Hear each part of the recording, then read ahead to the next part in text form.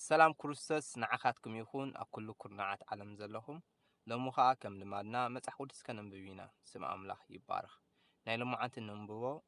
كفلي متحودس مزمراويت معرف سوسا كابت أصي حدك سابت أصي عسى تخلته سمع أملاح يبارخ وأملاح دربخانا فحبل كانا قرخا ملسنا نمدري أنقط إتكايا ترتير كايا تناوت علمو جدادا تسجن نهزبخا ጭንቀት አርአኻዮ ሰንከልከል ዘብል ወይኒ አስተኻና ስለ ሐቂ ምእንቲ ክልዓል ነቶም ዝፈርሑኻ ሰንደቕ ዓላማ ሃብካዮ ፈተውትኻ ምእንቲ ክናገፉ ብየማነይትኻ አድሕን እሞ ስምዓና አምላኽ ኣብ መቐደሱ ተዛረበ ኣነ ክዕወት ንሴኬም ክመቕሎ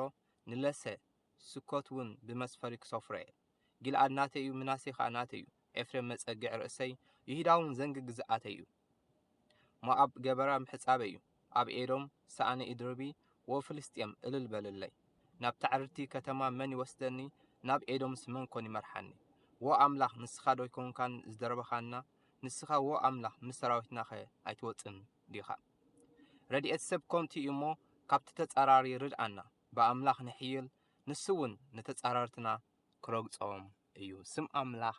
ይባረኽ ጽባሕ ክሳብ ንራኸብ ኣብዚ ዘለኹሞ እግዚአብሔር አምላኽ ብወዲ ኢየሱስ ክርስቶስ ገይሩ ካብ ክፉእን ሕማን ዘበለ ይሰውርኩምን ይሓልኹምን አሜን